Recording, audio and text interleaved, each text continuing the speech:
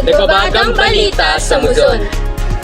Magandang umaga sa inyong lahat, Musonians. Isang panibagong araw na puno ng kaalaman. Asahan nyo ang mga nagbabagang balitang walang kasinungalingan.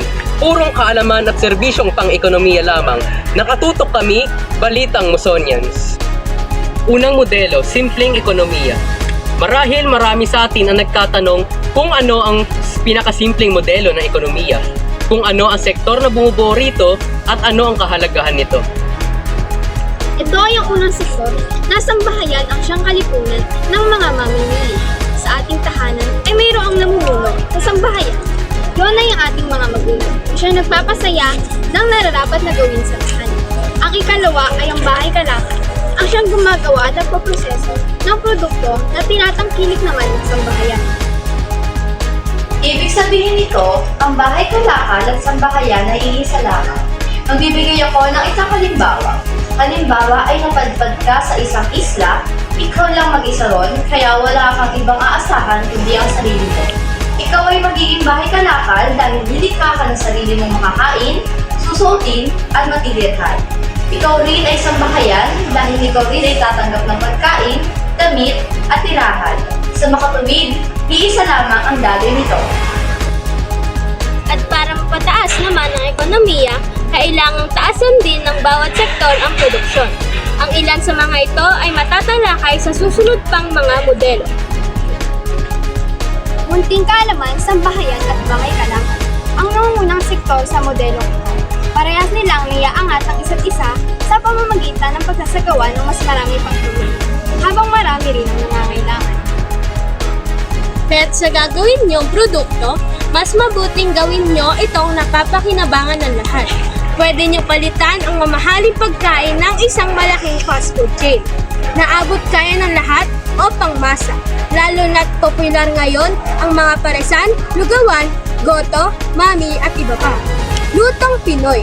Marahil marami kayong makakakompetensya, pero higit na mas nais ng maraming Pilipino ang abot kayang mga bibilhin, lalo na sa mga pagkain, at yan ang bagong kaalaman na natalakay natin ngayong araw.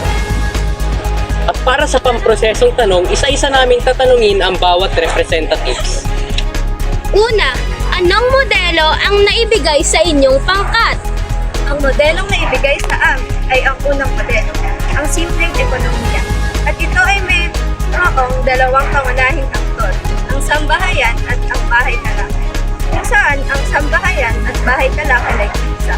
Upang lumago ang ekonomiya, kailangang maitaas ng kaukulang aktor ang kanyang produksyon at pagkonsumo. Pangalawa, ano-anong aktor sa ekonomiya ang kabilang dito? Ang mga aktor sa ekonomiya na kabilang dito ay ang sambahayan at bahay kalakal.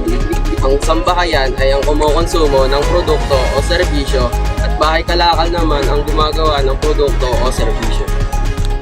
Pangatlo, sa modelong ito, sino ang lumilikha ng produkto?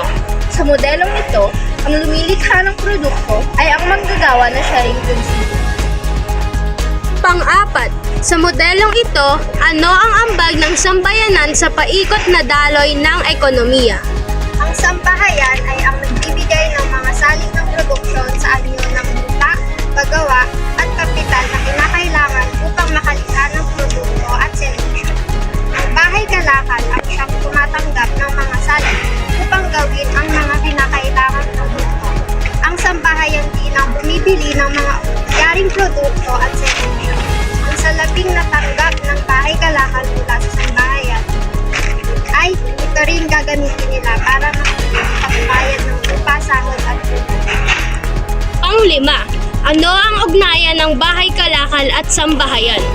Ang bahay kalakal ang siyang pumuproseso sa mga hilaw na materyales na galing sa sambahayan upang makabuo ng produkto o serbisyo na ipagbibili ng bahay kalakal sa sambahayan.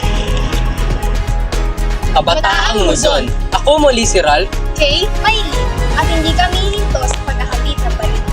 na walang kasinungalingan at pawang kaalaman lamang.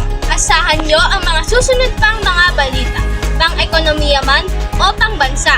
Tatapos kami, Balitang Musonians.